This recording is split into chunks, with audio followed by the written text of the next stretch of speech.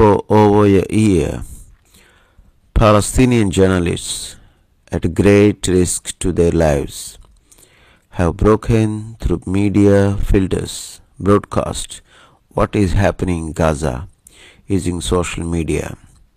The Committee to Protect Journalists, CPJ, estimated that 126 Palestinian journalists have been killed by Israel during this period.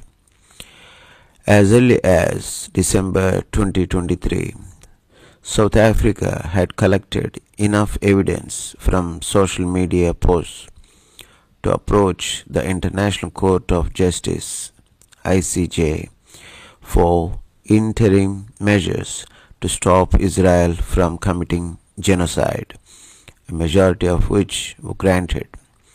But despite this live-streamed genocide, international support for Israel from its key allies has not waned to a degree significant enough to stop genocide, though few more European states have recognized Palestinian statehood.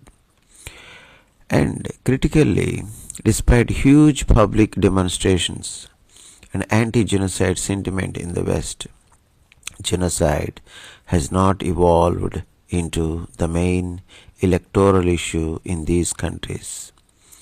In the UK, Keir Starmer, who claimed on television that Israel had the legal right to stop water supplies to Gaza, won by a landslide, and in the US, Kamala Harris, who has repeatedly pledged to continue supporting Israel, is also reported to be likely to win, albeit narrowly.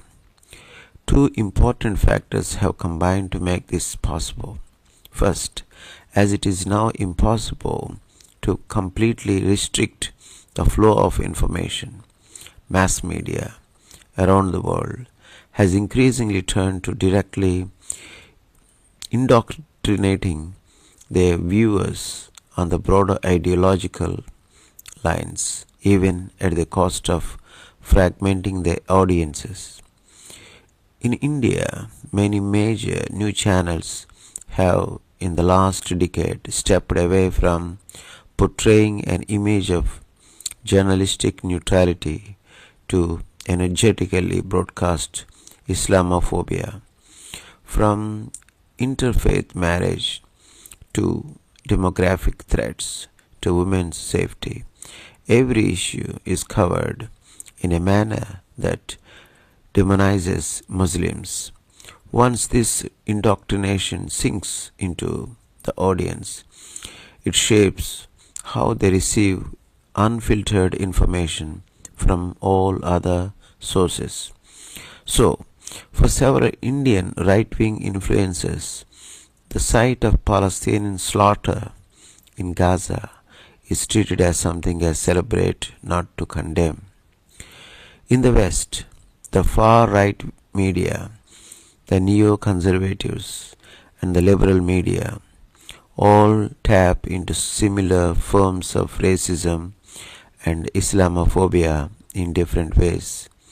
In this framework, Western lives are often simply assumed to be of vastly greater value than brown lives everywhere. Since 2001, in the context of US-led war on terror, any actions taken by the West so ostensibly keep themselves safe have generally been portrayed as valid and necessary, no matter what human cost is suffered elsewhere in the world. For example, the former US President Barack Obama, in his 2 terms, ordered more than 500 extraterritorial drone strikes in Pakistan, Yemen, Somalia. This part of his legacy is barely analyzed or seriously condemned in the American mainstream media. But Islamophobic and racist indoctrination by media does not, by itself, explain the willingness of electorate to turn their eyes away from genocide. A second factor plays a critical role, especially on social media, the use of entertainment to depoliticize public spaces. After watching this video, don't forget to give it thumbs up and subscribe to our channel. Hit the bell icon to get notified whenever we post new content.